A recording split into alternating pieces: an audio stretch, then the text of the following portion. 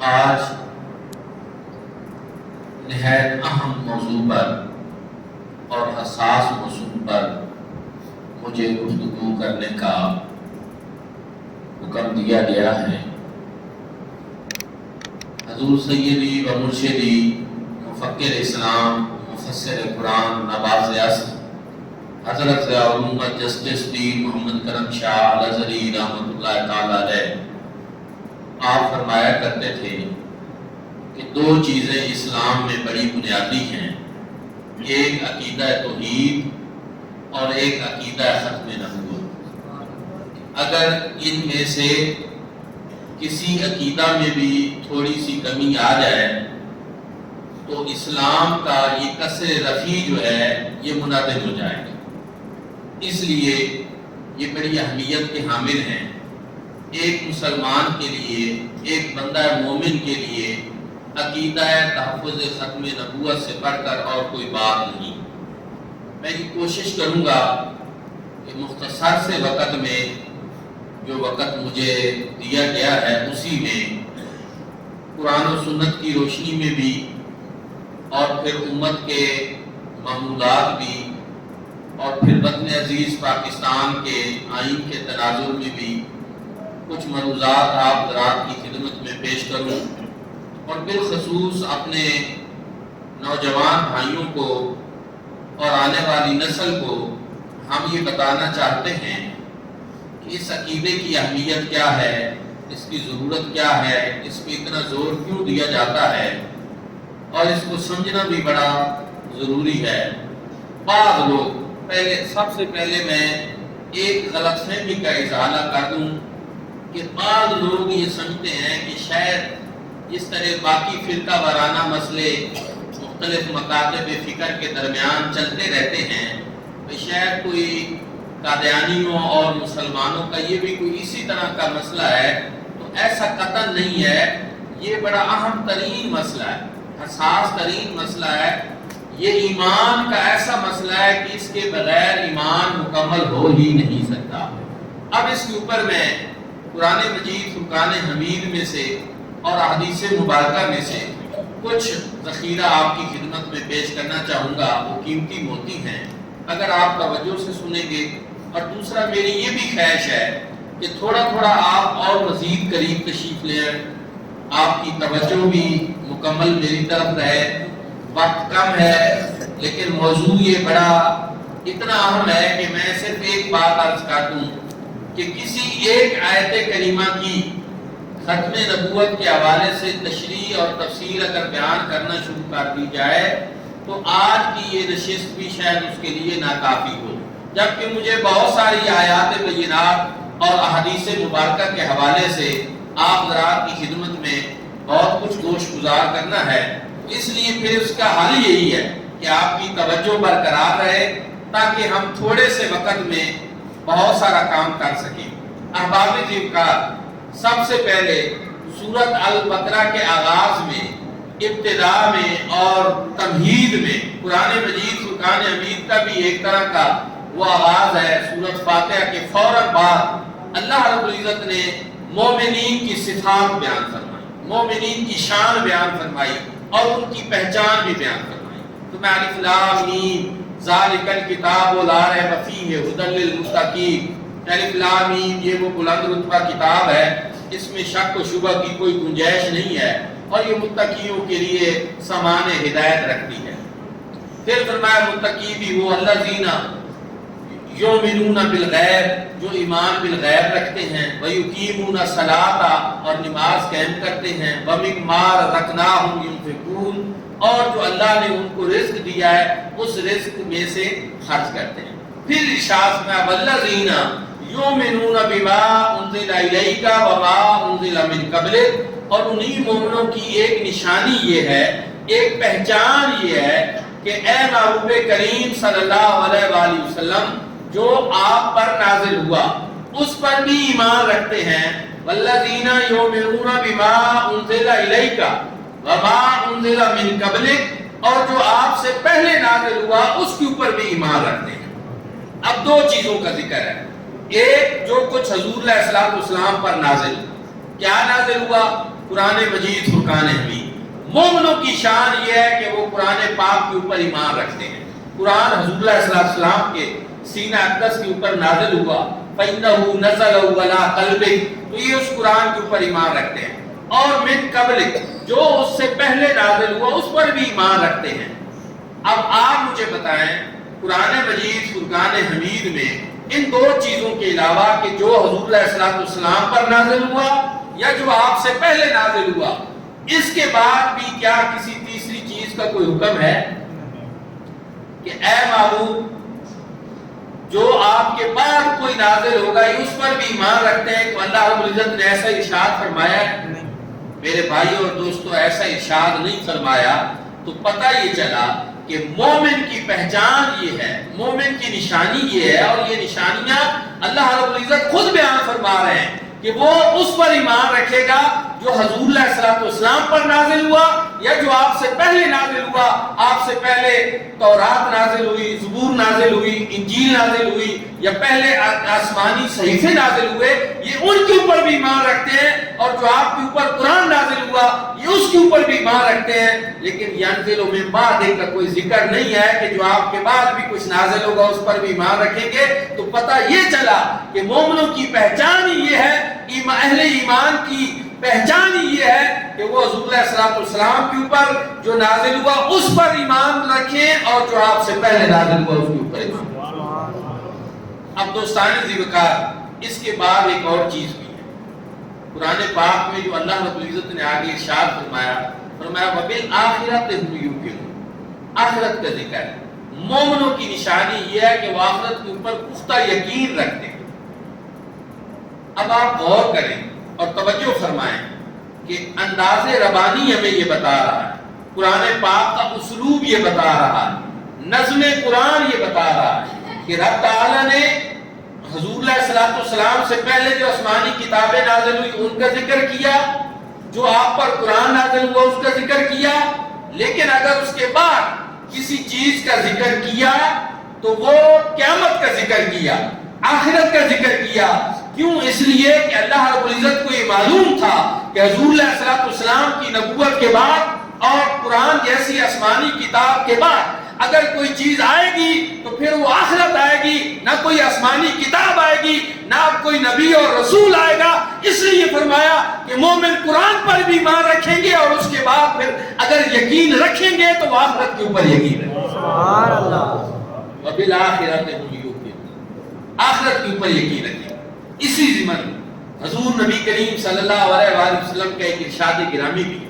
حضور علیہ السلام نے ارشاد فرمایا اللہ رب العزت نے مجھے خاتم النبیین بنا کر بھیجا ہے، اور میرے اور قیامت کے آپس میں تعلق کی مثال اس طرح ہے۔ حضور علیہ السلام نے اپنی شہادت کی انگلی اور اس کے ساتھ والی انگلی کو اس طرح اکٹھا کیا اور صحابہ کرام کو یہ دکھا کر فرمایا کہ ہاتھین، جس طرح یہ دونوں انگلیاں جڑی ہوئی ہیں، میرے بعد اللہ رب العزت نے قیامت کو اسی طرح جوڑ رکھا ہے۔ گویا حضور علیہ السلام نے بھی یہ بتا دیا کہ میرے بعد نہ کوئی درمیان میں نبی ہے، نہ کوئی رسول ہے، نہ کوئی آسمانی کتاب ہے، میرے ساتھ اگر کوئی چیز جڑی ہوئی ہے تو میری نبوت اور رسالت کے فوراً بعد جو ہے وہ قیامت کا دن آئے گا میدان محشر سے۔ یعنی اللہ کا بھی یہ حکم ہے اور حضور نبی کریم صلی اللہ علیہ وآلہ وسلم کا بھی یہ فرمان ہے۔ تو اس سے ہمیں یہ پتہ چلا کہ آج الحمدللہ ہم بھی قرآن پاک کے اوپر بھی یقین رکھتے ہیں اور میدان محشر سجنے کے اوپر بھی یقین رکھتے ہیں، لیکن درمیان میں کسی نبی اور کسی رسول کو ہم نہیں مانتے حضور علیہ السلام کے علاوہ، اس لیے کہ قیامت تک کے لیے اگر نبوت بھی رہے گی، رسالت رہے گی، تو وہ حضور نبی کریم صلی اللہ علیہ وسلم۔ اعلیٰ حضرت عظیم البرکت کا یہ شعر میرے اوپر جو بینر ہے اس کے اوپر بھی لکھا ہوا ہے، فتح باب نبوت پہ بے حد درود، کہ نبوت کا دروازہ کھولنے والے بھی مصطفیٰ کریم صلی اللہ علیہ وسلم۔ اور پھر ارشاد فرمایا فتح باب نبوت پہ بے حد درود، ختم دور رسالت پہ لاکھوں سلام۔ اب اس کی تشریح میں قرآن مجید فرقان حمید کی ایت کریمہ ہے۔ رب تعالیٰ نے ارشاد فرمایا وَإِذَا أَخَذَ اللَّهُ مِيثَاقَ النَّبِيِّينَ لَمَا آتَيْتُكُم مِّن كِتَابٍ وَحِکْمَةٍ ثم جاءکم رسول مصدق لما معکم لتؤمنن به ولتنصرن قال اقررتم واخذتم على ذلکم مصری. لمبی آیت کریمہ ہے اور اس کی تفصیل بہت زیادہ ہے. میں مختصراً آپ کو بتانا چاہتا ہوں کہ اللہ رب العزت نے عالم ارواح میں تمام انبیاء کرام کی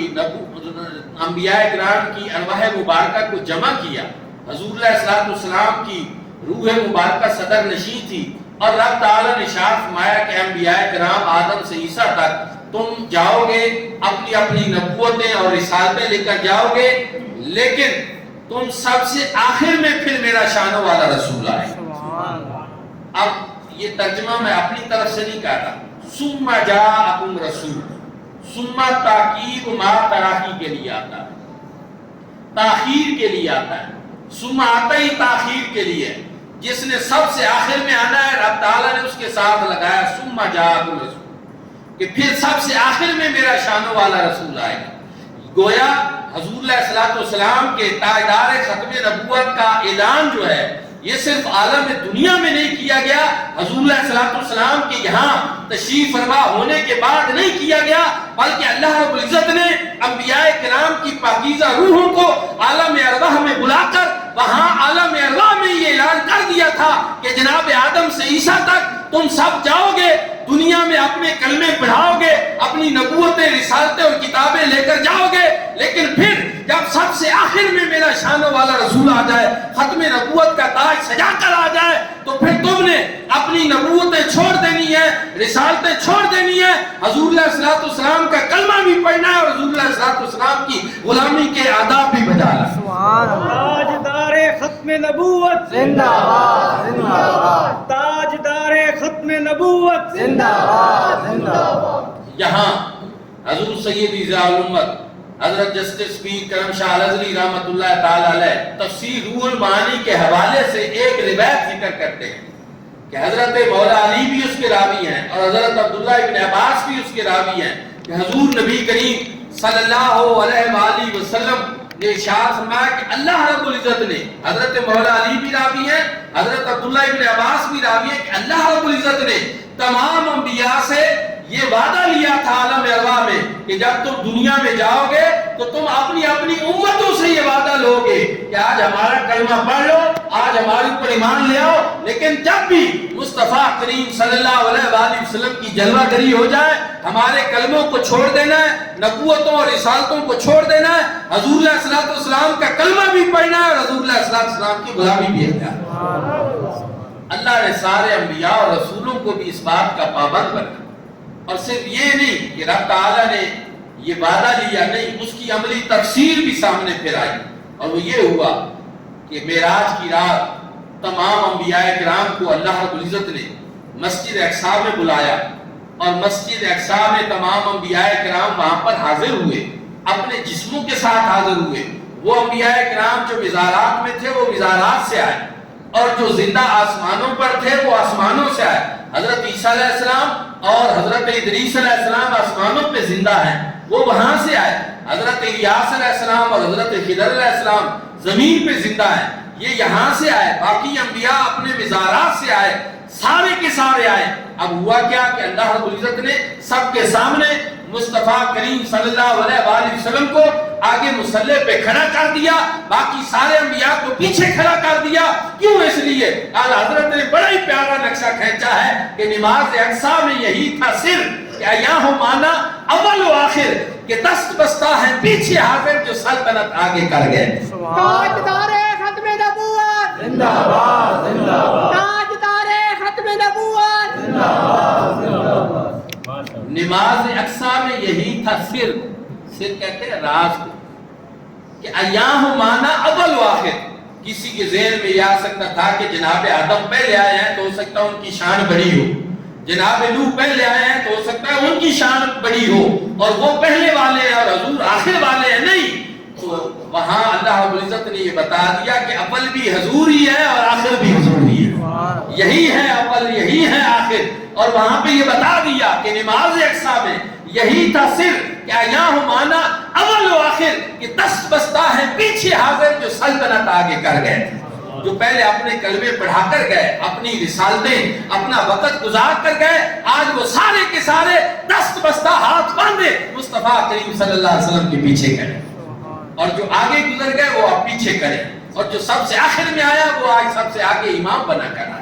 اور یہ شان ظاہر ہو رہی ہے حضور علیہ السلام کی کہ ان سب کا امام جو ہے، امام المرسلین جو ہے، وہ مصطفیٰ کریم صلی اللہ علیہ وسلم۔ حضرت مولا علی شیر خدا صلی اللہ علیہ وآلہ وسلم سے جو درود پاک کے سیغے منقول ہیں کہ درود کیسا پڑھنا چاہیے، اس میں دو سیغے ہیں، ایک ہے امام المرسلین کا اور ایک ہے خاتم النبیین کا۔ یہ دو سیغے ایسے ہیں جو حضرت مولا علی سے منقول درود پاک میں ہے کہ امام المرسلین بھی اگر ہیں تو وہ مصطفیٰ کریم ہیں جنہوں نے مسجد اقصیٰ میں تمام امام، تمام رسول جو ہے ان کی امامت فرمائی، اور اگر کوئی خاتم النبیین ہے تو وہ بھی مصطفیٰ کریم صلی اللہ علیہ وسلم۔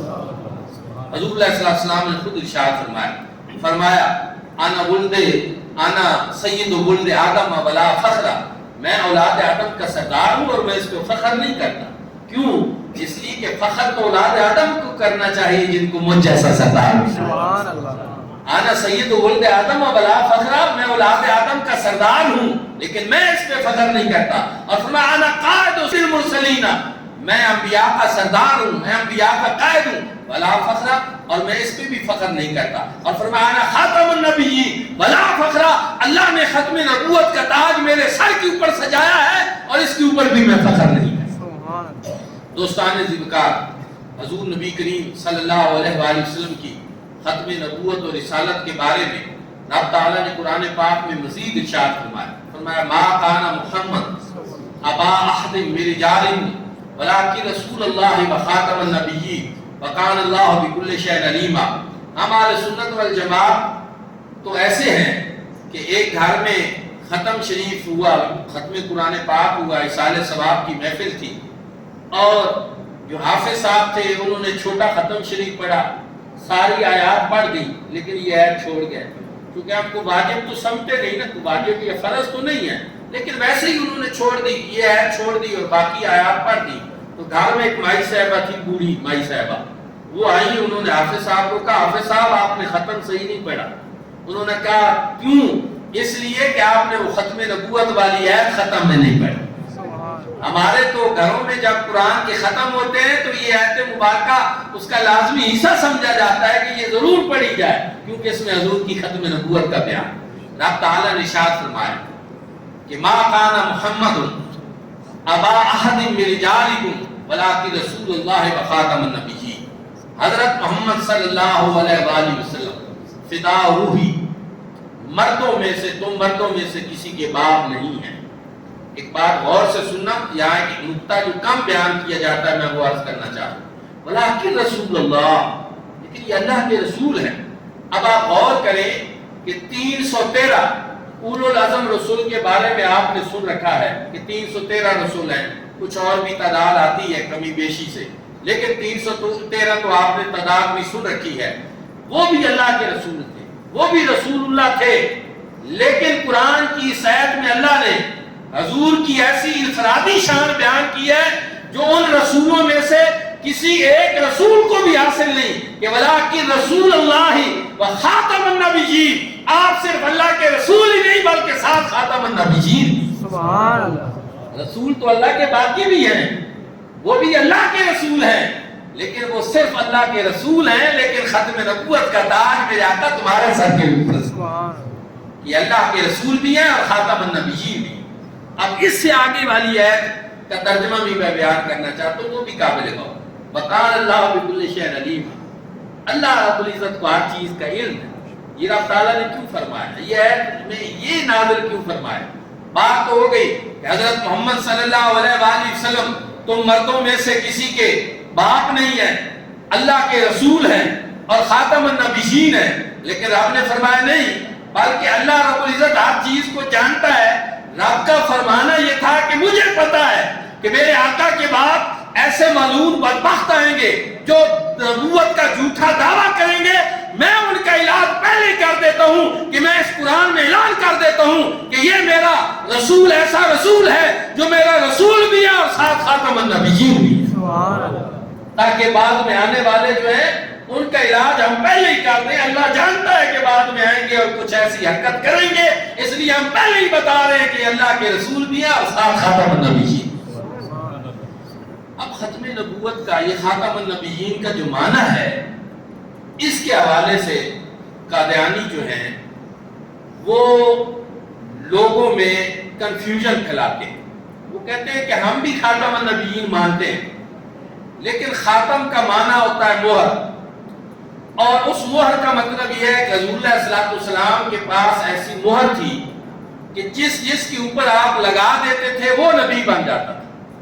اب یہ وہ اپنا معنی کرتے ہیں قادیانی لوگ. اب آپ اس کو سمجھنا, جبکہ حضور ضیاء الامت رحمۃ اللہ تعالی علیہ نے تفسیر ضیاء القرآن میں لغات کے حوالے سے, لسان العرب کے حوالے سے, دیگر لغات کے حوالے سے بڑی وضاحت کے ساتھ بیان کیا آپ نے کہ ایک تو اگر یہ خاتم ہو یا خاتم ہو, تا کی زبر کے ساتھ یا تا کی زیر کے ساتھ, ان دونوں کا معنی ہوتا ہے سب سے آخر میں آنے والا. پہلے تو لغات کے ساتھ آپ نے یہ بات ثابت کی کہ ان کا معنی ہوتا ہے سب سے آخر میں آنے والا. وہ بات بنتی نہیں ہے جو قادیانیوں نے کی ہے. دوسری بات کہ اگر بالفرض اس سے مہر مراد لی جائے تو پھر وہ معنی نہیں بنتا جو قادیانیوں نے کیا. پھر ہم بتاتے ہیں کہ معنی کیا بنتا ہے. پھر اس کا مطلب یہ ہوتا ہے کہ بادشاہ جب کوئی خط لکھتے تھے اور وہ یہ چاہتے کہ اب ہمارا یہ خط کسی کے پاس پہنچے تو نہ اس میں کوئی کمی کر سکے نہ اس میں کوئی بیشی کر سکے, تو اس خط کو بند کر کے اس کے اوپر وہ اپنی مہر لگاتے تھے کہ اب اس میں سے کوئی چیز نہ نکالی جا سکتی ہے نہ داخل کی جا سکتی ہے. تو پھر حضور ضیاء الامت فرماتے ہیں کہ اللہ رب العزت نے مصطفیٰ کریم صلی اللہ علیہ وآلہ وسلم کو انبیاء کی ایسی مہر بنا کر بھیجا ہے کہ اب نبوت کا یہ جو سلسلہ ہے میرے آقا کے تشریف لانے کے بعد اب نہ کوئی نبی اس میں سے نکل سکتا ہے نہ کوئی نبی اس میں داخل کیا جائے. سبحان اللہ. دوستان ذوالفقار, اس معنی سے بھی معاملہ یہ بے غبار ہو گیا اور ان قادیانی حضرات کا کام نہیں بن سکتا. لیکن پھر ایک اور بات سنیں, وہ اس سے زیادہ قابل غور ہے کہ قرآن و سنت کا وہ معنی ہم لیتے ہیں جو قرآن کی آیات کا معنی حضور نبی کریم صلی اللہ علیہ وآلہ وسلم نے خود لیا. ہم پابند ہیں اس بات کے. کوئی شخص بھی قرآن کا معنی اپنی مرضی کا نہیں کر سکتا. قرآن کی سب سے بہتر تفسیر ہوتی ہے جو قرآن کی تفسیر قرآن سے کی جائے, اور قرآن کی تفسیر اگر قرآن کی دیگر آیات کو مد نظر رکھ کر کی جائے تو پھر بھی اس کا معنی یہ بنتا ہے کہ حضور سب سے آخر میں تشریف لانے والے ہیں, خاتم النبیین ہیں, اور کوئی نبی اور رسول حضور کے بعد نہیں آ سکتا. اور دوسرا, قرآن کی وہ تفسیر سب سے بہتر ہوتی ہے جو قرآن کی تفسیر حدیث سے کی جائے. دوسرے نمبر حضور علیہ الصلوۃ والسلام نے, کیونکہ آپ افصح العرب تھے, تیرے آگے ہیں یوں دبے لچے فصحا عرب کے بڑے بڑے, کوئی جانے کے منہ میں زبان نہیں بلکہ جسم میں جان. میرے آقا سے زیادہ فصیح و بلیغ کون تھا؟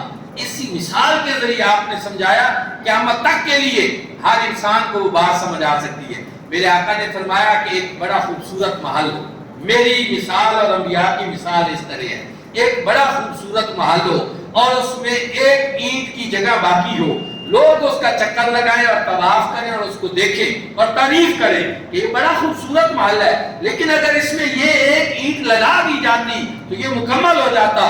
میرے آقا نے فرمایا اللہ نے وہ مجھے بنا کر بھیجا اور میرے آنے سے وہ قصر نبوت اب مکمل ہو گیا ہے, نبوت کا محل مکمل ہو گیا ہے, اب اس کی تعمیر ختم ہو چکی ہے, نبوت کا محل مکمل ہو چکا ہے. گویا آخری اینٹ جو باقی تھی اللہ نے وہ میری صورت میں لگا دی ہے. میرے بھائیوں اور دوستوں, یہ مسجد بنی ہوئی ہے, اس کی دیوار میں اگر آپ کوئی نئی اینٹ لگانا چاہیں گے اس کی دو ہی صورتیں ہیں. ایک صورت یہ ہے کہ آپ پہلے سے لگی ہوئی اینٹ جو ہے اس کو اکھاڑیں, تب اس میں وہ اینٹ داخل آپ کر سکتے ہیں, ورنہ جب اس کے اوپر آپ رکھیں گے وہ اینٹ تو وہ اضافی لگے گی, اس کا حصہ نہیں بن سکے گی. تو میرے بھائیوں اور دوستوں, اب اگر کوئی مرزا جیسے ملعون بدبخت کو نبوت کے محل میں گھسیٹنے کی کوشش کرے گا تو پہلے وہ کسی نبی کو نکالنے کی کوشش کرے گا، اور یہ بھی معاملہ کفر کا ہے، اور نئے نبی کو اپنی طرف سے بنا کر داخل کرنا یہ بھی کفر کا معاملہ ہے۔ وہ حضور علیہ السلام نے بتا دیا کہ اب جو ہے قیامت تک کے لیے قصر نبوت مکمل ہو چکا ہے، نہ اس میں کوئی آ سکتا ہے نہ اس سے کوئی جا سکتا ہے۔ نبوت کا یہ سلسلہ اللہ رب العزت نے میرے اوپر ختم فرما دیا، یہ قصر نبوت اب مکمل ہو چکا۔ دوستان ذکر پھر صرف ایک حدیث مبارکہ نہیں، پہلے تو یہ بات آپ لوگوں کی ذہن میں رہ چکے، وقت کم ہے۔ علامہ صاحب نے مجھے بتایا مغرب سے عشاء تک جو محفل ہو وہ ویسے بھی لمبی دیر نہیں جا سکتی، اس لیے قرآن مجید فرقان حمید کی 100 آیات ایسی ہیں جو عبارت النص، اشارت النص، دلالت النص، اقتضاء النص کے ذریعے حضور نبی کریم صلی اللہ علیہ وآلہ وسلم کی ختم نبوت کے اوپر دلالت ہے۔ اب ظاہر وقت نہیں، یہ میں نے 4 لفظ ویسے تو بولے ہیں 5، لیکن ان کی تشریح میں لوگوں نے بڑی بڑی کتابیں لکھی کہ 100 آیات کریمہ ایسی ہیں، لیکن ہمارے شیخ القرآن علامہ مولانا عبدالغفور ہزاروی صاحب رحمۃ اللہ تعالی علیہ وہ فرمایا کرتے تھے کہ میرا یہ دعویٰ ہے کہ اگر مجھے موقع دیا جائے تو میں قرآن کی ہر آیت سے حضور کا خاتم النبیین ہونا ثابت کر سکتا، اور وہ جو اہل علم ہیں وہ یہ بات سمجھ سکتے ہیں کہ وہ ان چیزوں سے وہ ہر چیز ثابت ہو سکتی ہے قرآن سے جو انہوں نے ختم نبوت کے بارے میں کہی۔ تو الحمدللہ پورے کا پورا قرآن حضور کے خاتم النبیین ہونے کے اوپر شہد آتے ہیں۔ اب وقت نہیں ساری آیات میں اس طرح بیان کروں، وما ارسلناک الا رحمۃ للعالمین، سارے جہانوں کے لیے حضور کو رحمت بنا کر بھیجا گیا، تو گویا بتا دیا گیا کہ رسالت کا یہ سلسلہ یہ سارے جہانوں کے لیے اب حضور کا ہی۔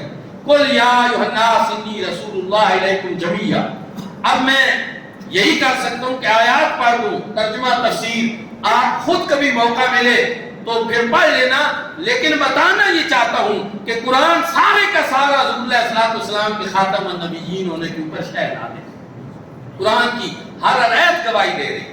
دوسری بات میرے بھائیو اور دوستو، پھر حضور نبی کریم صلی اللہ علیہ وآلہ وسلم کی 200 احادیث مبارکہ ایسی ہیں جو حضور نبی کریم صلی اللہ علیہ وسلم کی ختم نبوت کے اوپر دلالت ہے۔ اب اگر اس کو پھیلایا جائے تو پھر تو وہ تعداد ہزاروں میں چلی جائے گی، لیکن جو بالخصوص 200 حدیث مبارکہ کا ذخیرہ ایسا ہے جو حضور نبی کریم صلی اللہ علیہ وسلم کی ختم نبوت کے اوپر دلالت کرتا ہے، آپ اس سے اندازہ لگائیں۔ حضور نبی کریم صلی اللہ علیہ وآلہ وسلم نے ارشاد فرمایا، حضرت ابو ہریرہ سے روایت ہے، فضلت علی الانبیاء بست، مجھے باقی انبیاء کے اوپر 6 چیزوں میں فضیلت دی گئی۔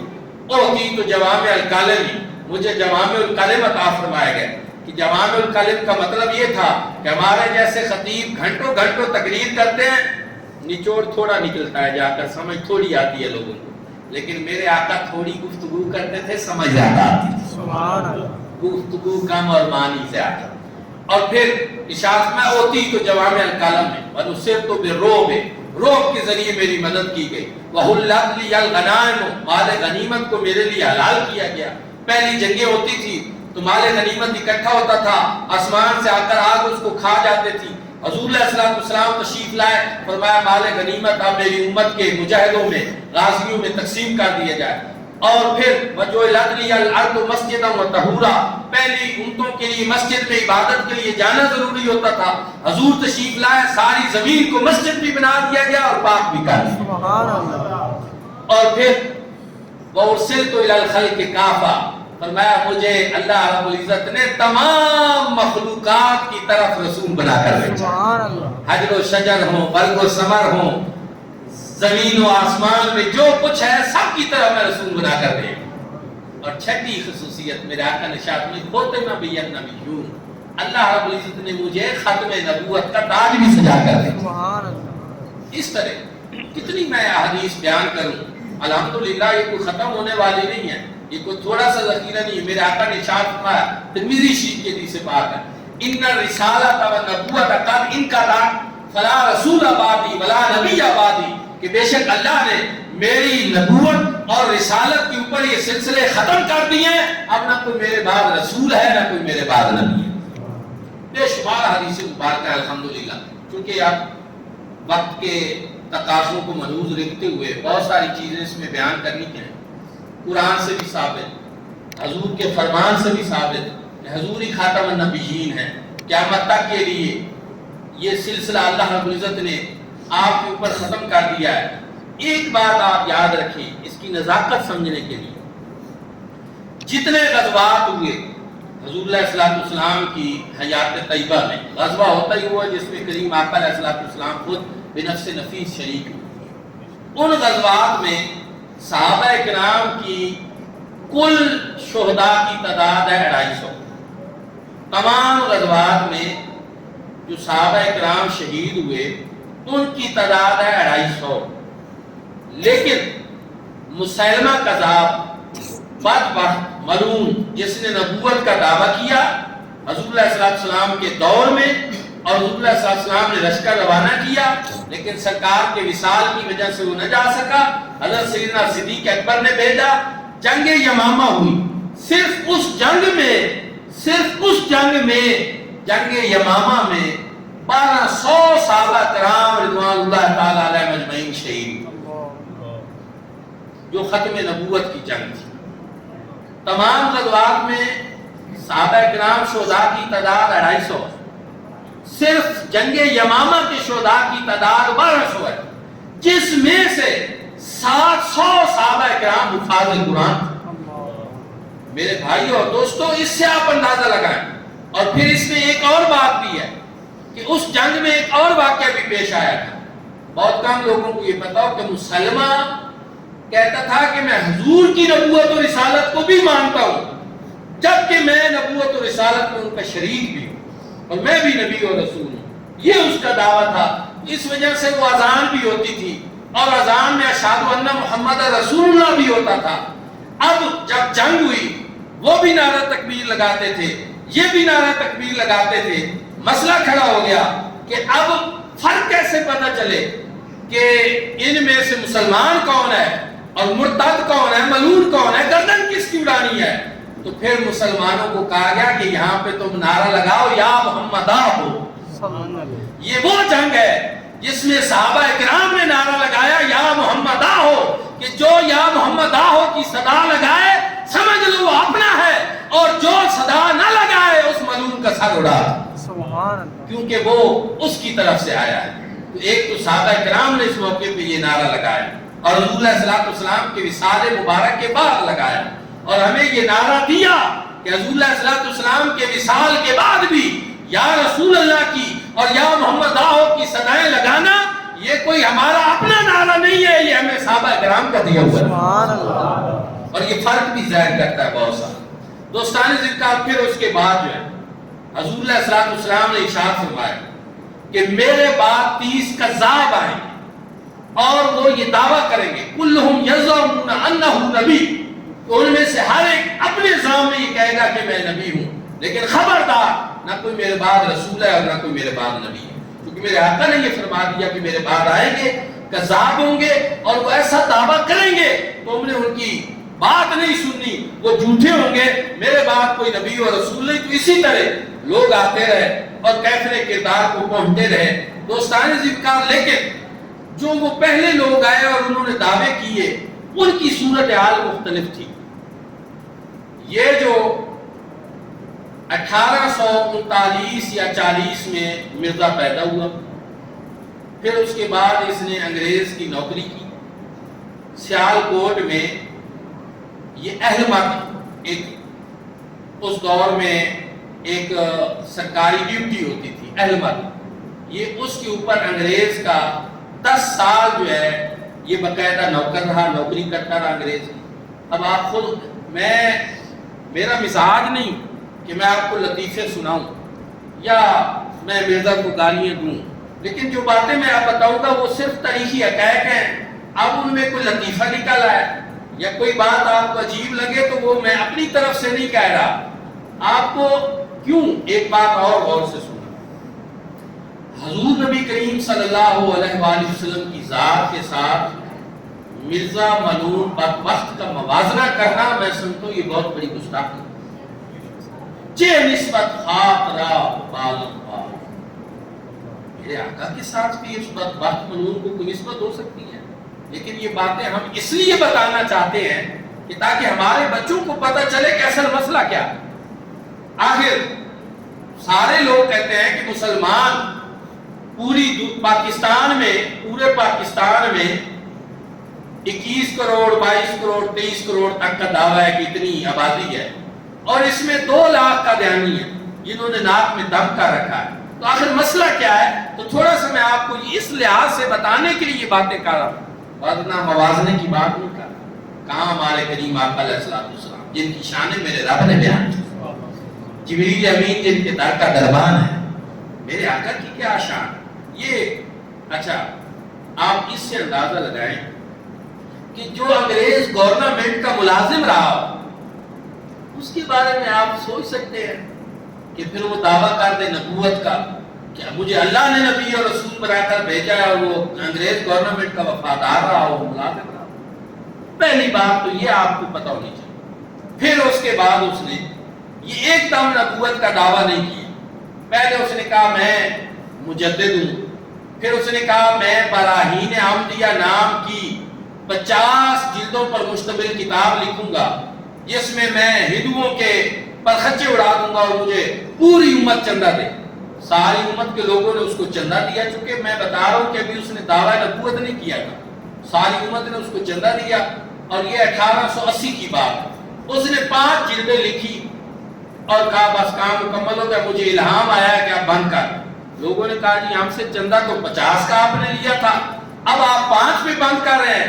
تو مرزا صاحب نے جواب دیا کہ 50 اور 5 میں صرف 0 کا ہی تو فرق ہے. اس میں ایسی کون سی بات ہے؟ اگر میں نے 50 کا کہا تھا اور 5 لکھ دیے تو اس میں ایسی کون سی بات ہے؟ 0 کا ہی تو فرق ہے.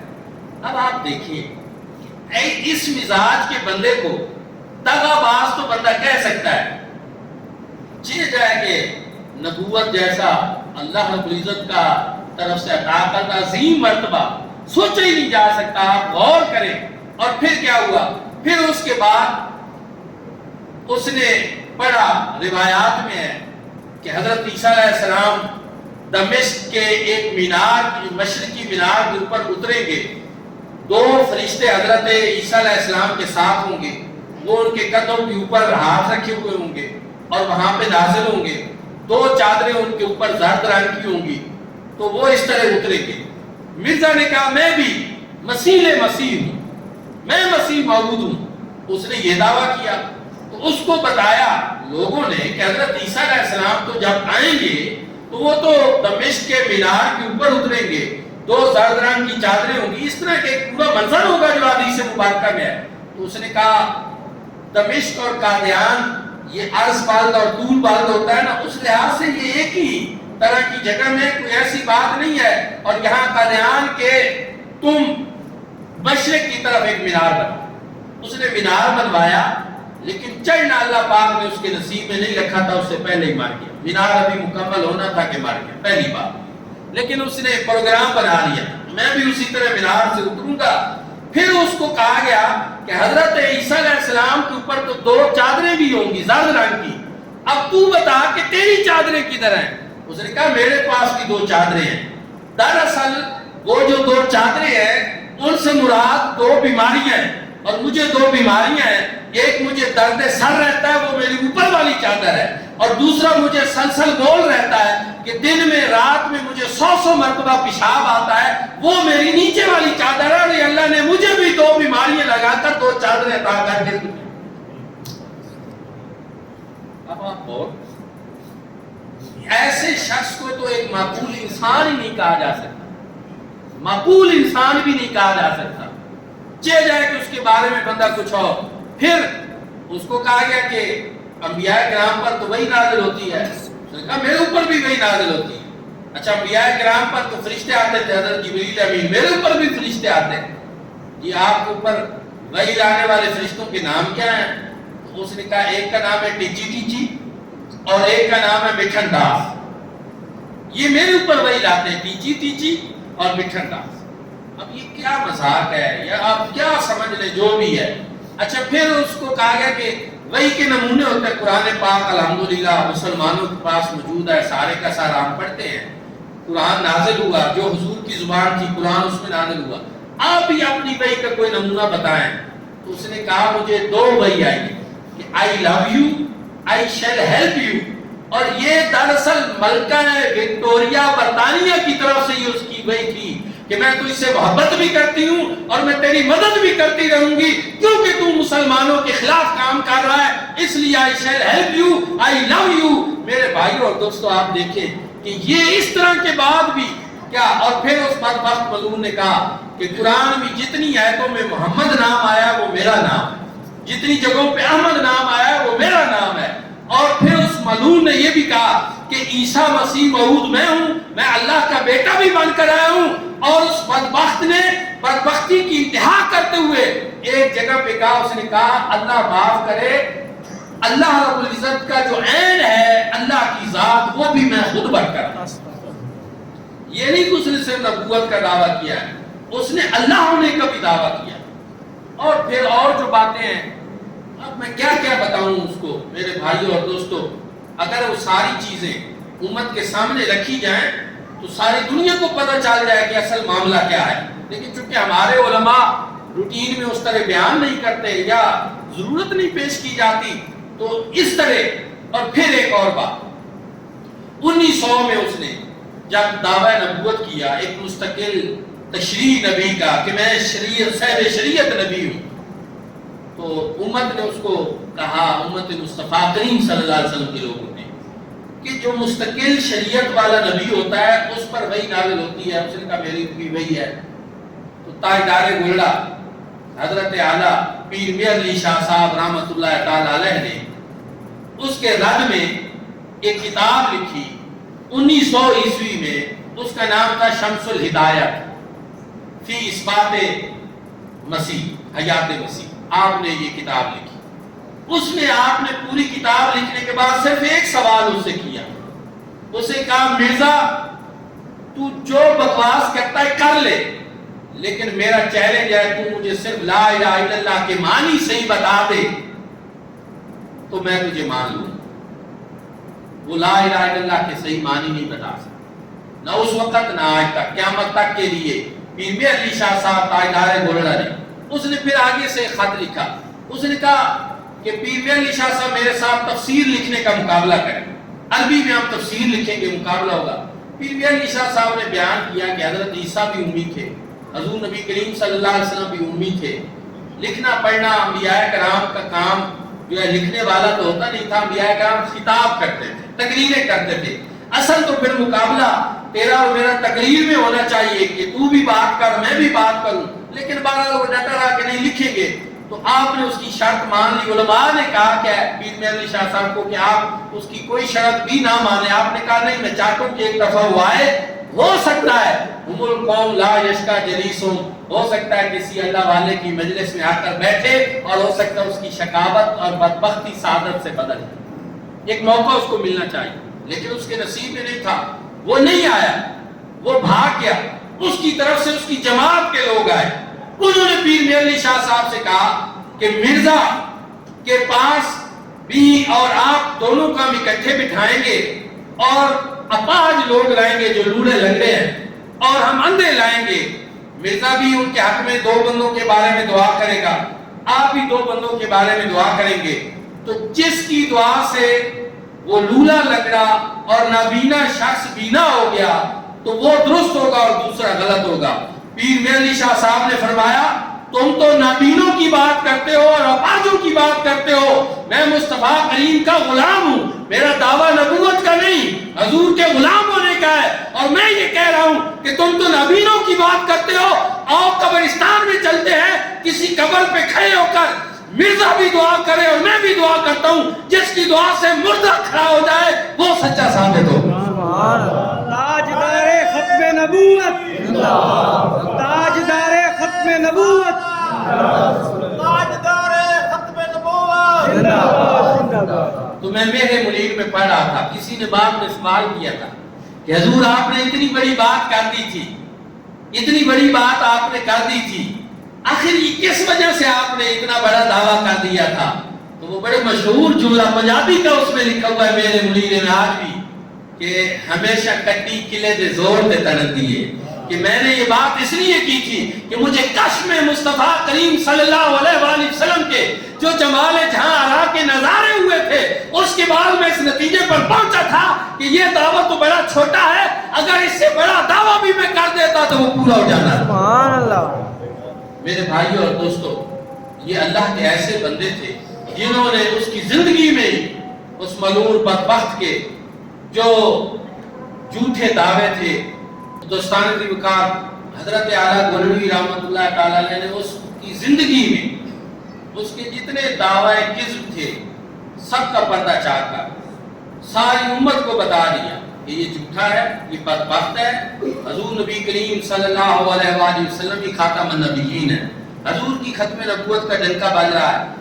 25 اگست 1900 کو بادشاہی مسجد میں مباحثہ ہونا تھا، 5000 علماء و مشائخ جمع ہوئے، اور آپ کو یہ بھی بتانا چاہتا ہوں، آج تو بدقسمتی سے فرقہ واریت کا دور ہے، لوگ فرقوں کی بات بڑی کرتے ہیں، میں آپ کو بتانا چاہتا ہوں کہ اس موقع پہ پوری امت اکٹھی ہوگی، اہل تشیع، اہل حدیث، دیوبند، بریلوی، کوئی فرق نہیں رہا، ساری کی ساری امت تاجدار گولڑا اعلیٰ حضرت پیر میر علی شاہ صاحب کی قیادت میں جمع ہو۔ وہاں پہ سارے علماء تھے اور سب کے سب اس جہائی مسجد میں پیر صاحب 3 دن قیام پذیر ہے، لیکن وہ نہیں آیا، نہ اس نے آنا تھا۔ اور اس کے بعد 27 کو ایک بہت بڑا جلسہ ہوا، اور اس جلسہ عام میں تمام لوگوں نے جو تقاریر کی اس کا نچوڑ یہ نکالا گیا کہ آئندہ مرزا کا نام لے کر اس کو مخاطب نہیں کیا جائے گا، پوری امت کو مسئلہ سمجھ آ چکا ہے، وہ جھوٹا ہے اور باطل ہے اور ملعون ہے، اور اس کا کوئی دعویٰ بھی قابل قبول نہیں ہے۔ میرے بھائیوں اور دوستوں، پھر ایک اور بات جو بتانا بڑی ضروری ہے، اعلیٰ حضرت گولڑوی رحمۃ اللہ تعالی علیہ نے وہاں ارشاد فرمایا کہ سن لو، ایک میرا بھی پیشین گوئی ہے مرزا کے بارے میں، کہ فقیر یہ کہتا ہے کہ یہ پوری زندگی مدینہ طیبہ روضہ رسول صلی اللہ علیہ وآلہ وسلم پہ جا کر حاضری نہیں دے سکے گا۔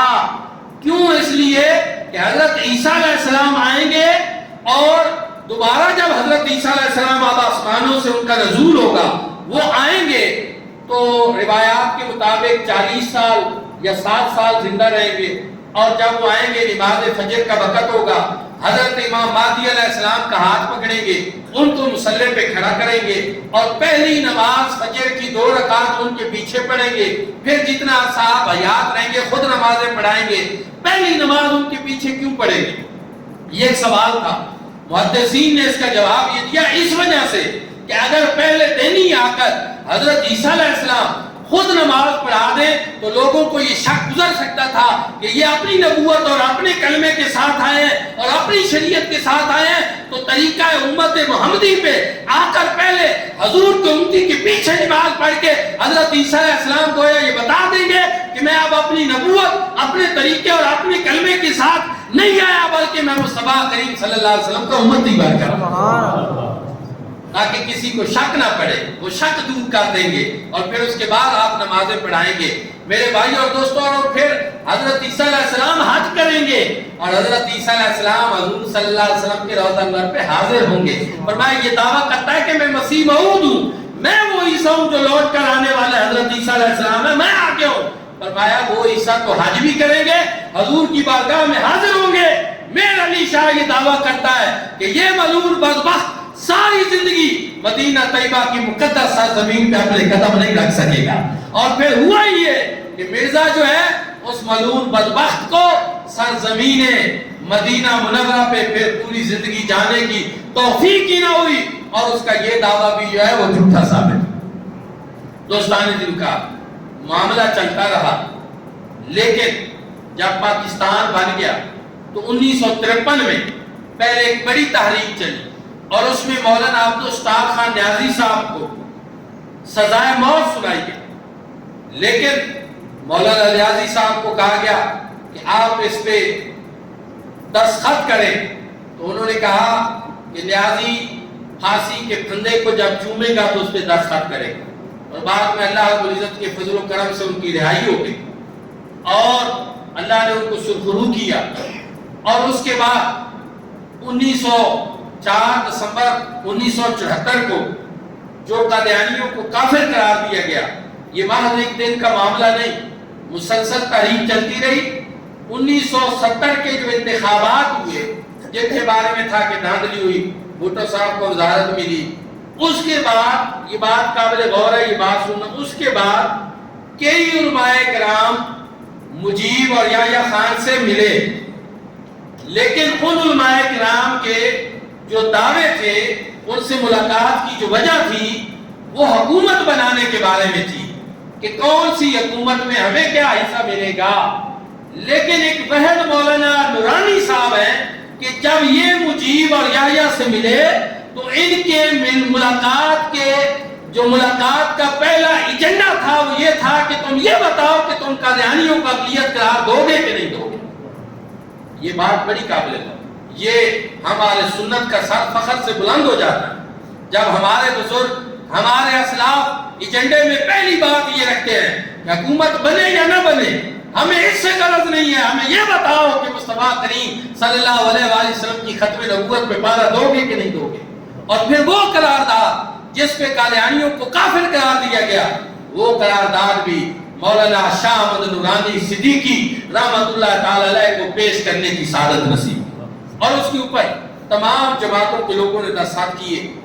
بھٹو کی حکومت تھی، پی پی پی جو ہے بیسیکلی بائیں بازو کی جماعت ہے، دائیں بازو کی نہیں ہے، مولویوں کی جماعت نہیں ہے۔ یہ میں اس لیے بتا رہا ہوں کہ قادیانی آج جو بہت چونچاں کرتے ہیں اور ہمارے نوجوانوں کو ورگلاتے ہیں، قادیانی کبھی مولویوں سے ٹکر نہیں لیتے، بات یاد رکھنا۔ ان کو پتا ہے کہ ان کو ختم نبوت کے دلائل پتا ہے، ان کو سارا معاملہ پتا ہے۔ قادیانی ہمیشہ بندے ڈھونڈتے ہیں جو دین سے دور دور ہوں، نوجوان ہوں، پڑھے لکھے، کالجوں والے ہوں، اور جن کا دینی لوگوں سے اٹھنا بیٹھنا نہ ہو، وہ ان کا ٹارگٹ ہوتے ہیں۔ یہ بات بڑی غور سے سننا، مولویوں کو وہ نہیں چھیڑتے، نہ قیامت تک چھیڑیں گے، ان کو پتا ہے سارا کہ مولویوں کو ہماری حقیقت معلوم ہے۔ اس لیے میرے بھائیوں اور دوستوں یہ بات سنا، وہ سمجھے بڑا ظلم ہوا جی، ہمارے ساتھ بڑی زیادتی ہوئی، ہمیں غیر مسلم قرار دے دیا گیا جبکہ ہم بھی حضور صلی اللہ علیہ وسلم کو مانتے ہیں۔ میں اس پہ تھوڑا سا آپ کو بتاؤں گا، لیکن پہلے میری بات سننا۔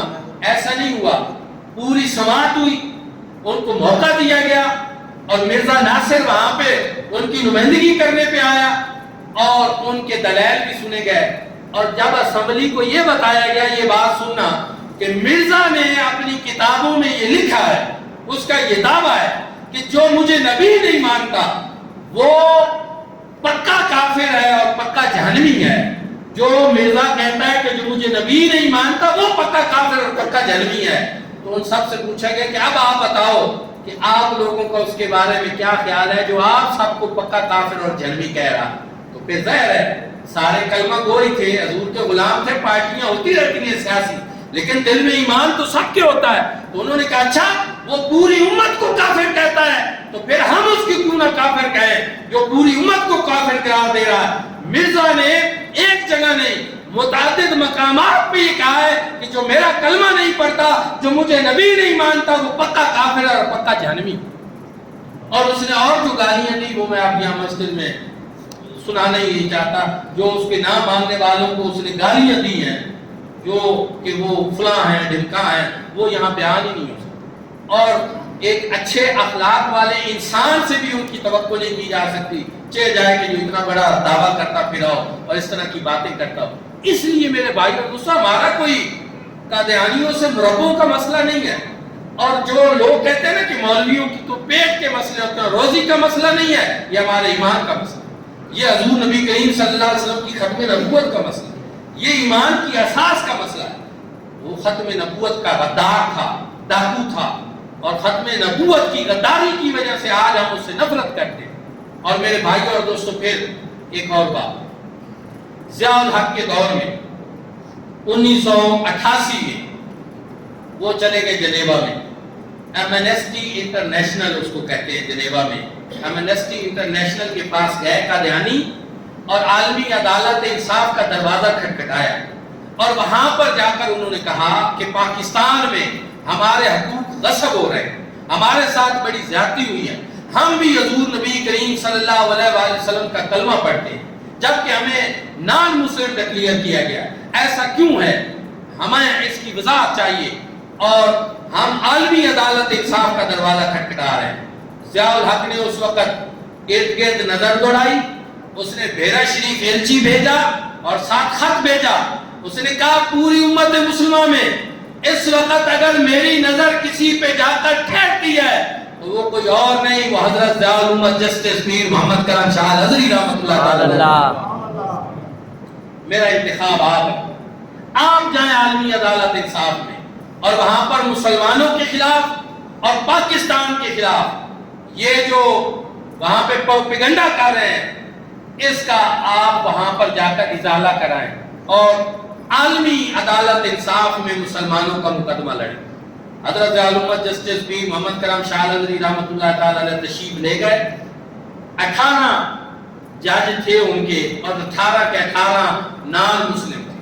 اب مسلمانوں کو اتنی دیر میں نے لگائی، قرآن کی میں ایک آیت ہی پڑھ دیتا تو عام مسلمانوں کے لیے کافی ہے، اللہ کا فرمان ہے، بس حضور کا ایک فرمان سنا دیں تو مسلمانوں کے لیے کافی ہے کہ حضور نے فرما دیا۔ لیکن جو قرآن کو ہی نہیں مانتا، جو حدیث کو ہی نہیں مانتا، اب اس کو سمجھانا کہ یہ معاملہ کیا ہے، یہ بڑا مشکل کام۔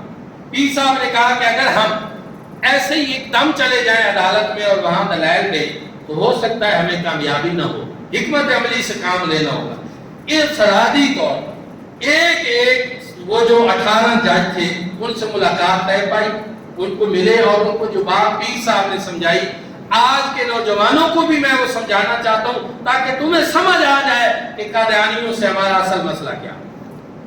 حضور ضیاء الامت رحمۃ اللہ تعالی علیہ نے ان ججوں سے پوچھا، وہ جج تھے عیسائی، ان سے پوچھا کہ یہ بتاؤ کہ یہ یہودی جو ہیں یہ کس کا کلمہ پڑھتے ہیں؟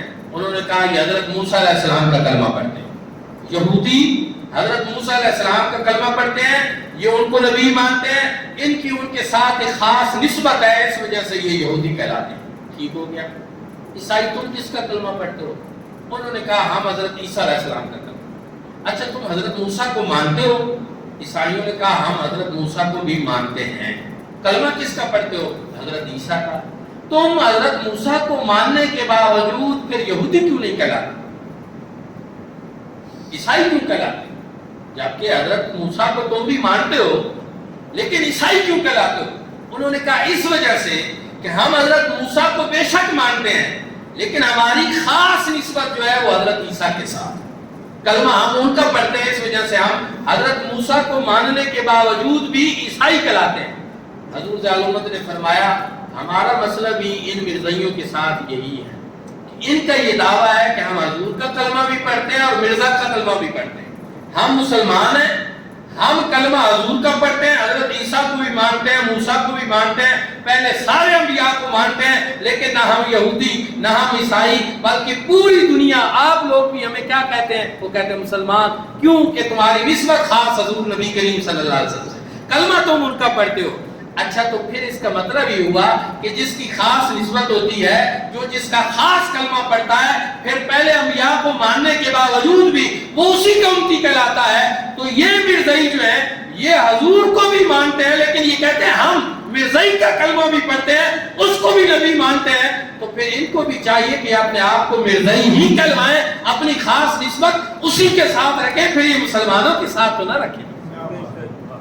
یا تو یہ کہہ دیں کہ ہم مرزا کو مانتے ہی نہیں، اس کا کلمہ ہی نہیں پڑھتے، پھر جی بسم اللہ مسلمان ہمارے ساتھ ہے۔ لیکن اگر یہ کہتے ہیں کہ تعلق ہمارا خاص مرزا کے ساتھ ہے، کلمہ ہم اس کا پڑھتے ہیں، بھلے حضور نبی کریم صلی اللہ علیہ وسلم کو بھی مانتے ہیں یا پہلے انبیاء کو بھی مانتے ہیں، تو پھر یہ مرزائی ہی کہلائیں۔ ہمارا ان سے مسئلہ اتنا ہی ہے کہ یہاں پاکستان میں بھی ہماری حکومت نے یہی کیا، آئین نے یہی کیا، آج بھی ہم یہی کہہ رہے ہیں کہ اگر یہ اپنا تعلق مرزا سے بتاتے ہیں تو پھر یہ مرزائی کہلائیں، پھر یہ مسلمان نہ کہلوائیں۔ اگر یہ کہتے ہیں کہ ہم مسلمان ہیں تو پھر مرزا سے تعلق توڑ دیں، پھر حضور نبی کریم صلی اللہ علیہ وسلم کی غلامی میں آئے۔ یہی چیز ہے۔ حضور ضیاء الامت نے وہاں پہ جب یہ صورتحال کی تو 18 کے 18 ججوں نے وہاں ایمنسٹی انٹرنیشنل جنیوا میں اپنا فیصلہ الحمدللہ عالیان پاکستان اور عالیان اسلام کے حق میں سنایا، اور یہ وہ فتح ہے جس طرح یہاں مرزا کی زندگی میں فتح حضرت پیر میر علی شاہ صاحب تاجدار گولڈا کو نصیب ہوئی، اور ہماری آئین اور پارلیمنٹ میں فتح حضرت مولانا شاہ نورانی صاحب کو حاصل ہوئی۔ اسی طرح عالمی عدالت انصاف میں یہ فتح جو ہے حضرت پیر ضیاء الامت جسٹس کرم شاہ الازلی رحمۃ اللہ تعالی علیہ، یہ اللہ تعالیٰ کی طرف سے ہے کہ وہ جس کے نصیب میں یہ کر دے۔ تو میرے بھائی اور دوستو، ہمارے ان سے مسائل دراصل اسی طرح کیا ہے کہ ہم حضور نبی کریم صلی اللہ علیہ وآلہ وسلم کے ہوتے ہوئے کسی کو بھی یہ برداشت نہیں کریں گے کہ وہ نبوت کا دعویٰ کرے۔ قیامت تک کے لیے نبی اور رسول ہے ہمارے کریم آقا ہے، کرنے بدنی رسولوں کی ہوتی رہی، چاند بدنی سے نکلا ہمارا نبی، سبھی مشعلیں جس کے آگے بجھ گئی، سبھی مشعلیں وہ شمع لے کر آیا ہمارا نبی۔ دعا ہے کہ اللہ کریم ہم سب کو حضور نبی کریم صلی اللہ علیہ وآلہ وسلم کی ختم نبوت کو سمجھنے کی اور اس اساس کا تحفظ کرنے کی توفیق نصیب فرمائے۔ میں آج یہاں اس مسجد کی انتظامیہ کو اور آپ سب لوگوں کو مبارکباد پیش کرتا ہوں کہ آپ نے 7 ستمبر 1974 کی یہ ایسی یاد ہے کہ اس کو فراموش نہیں کرنا چاہیے۔ اب ہمارے بچوں کو بھی یہ پتہ ہونا چاہیے، بوڑھوں کو بھی یہ پتہ ہونا چاہیے کہ یہ وہ عظیم تاریخی دن ہے جس دن پاکستان کے اندر جو ہے وہ اللہ رب العزت نے مسلمانوں کو فتح عطا فرمائی۔ قادیانی کسی اسلامی شعار کا استعمال نہیں کر سکتے، وہ کلمہ اپنی مسجد میں نہیں لکھوا سکتے، مسجد کو مسجد نہیں کہہ سکتے، اذان نہیں دے سکتے، قربانی نہیں کر سکتے، کوئی اسلامی شعار وہ کھلے عام نہیں کر سکتے، ورنہ ان کے اوپر FIR ہوتی ہے۔ یہ ہمارے ملک کا آئین کہتا ہے، قانون کہتا ہے، اور میرے بھائیوں اور دوستوں میں یہ چیزیں سمجھنا چاہیے۔ پھر ایک اور آخری بات ہے، وہ کہتے ہیں غیر مسلموں کے حقوق ہوتے ہیں۔ ایک کمیشن بنا ہے پیچھے، نیشنل کمیشن فار مائنارٹیز، اس میں ایک کو گھسا دیا گیا کہ قادیانی بھی اس کا حصہ ہوں گے۔ تو پھر اس میں یہ بات ہوئی کہ کیا یہ اپنے آپ کو غیر مسلم خود ڈکلیئر کرتے ہیں؟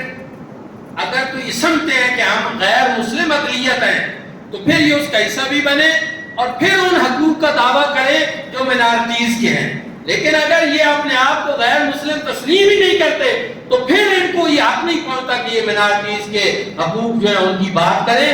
الحمدللہ پاکستان میں جتنی غیر مسلم اقلیتیں ہیں سب کے حقوق ان کو حاصل ہیں، اور بحیثیت مسلمان اور پاکستانی اور بحیثیت ایک عالم دین بھی، ریلیجیس اسکالر بھی، میں بھی دعوے سے یہ کہتا ہوں کہ ہم نے کبھی حکومت سے یہ مطالبہ دعویٰ نہیں کیا کہ کسی بھی غیر مسلم جو ہے اس کے اوپر اس کی زندگی کا جامہ تنگ کیا جائے یا اس کے حقوق سلب کیے جائے۔ نہیں، ہمارا یہ دعویٰ ہے کہ ہمارا اسلام اور ہمارا آئین جتنے مائنارٹیز کے حقوق ان کو دیتا ہے وہ ان کو دینے چاہیے، لیکن یہ نہیں کہ اقلیت کے حقوق کی آڑ میں اکثریت کے حقوق کو غصب کر دیا جائے، یہ بھی چیز ٹھیک نہیں ہے۔ اللہ رب العزت سب کو عمل کی توفیق عطا فرمائے۔ وآخر دعوانا الحمدللہ۔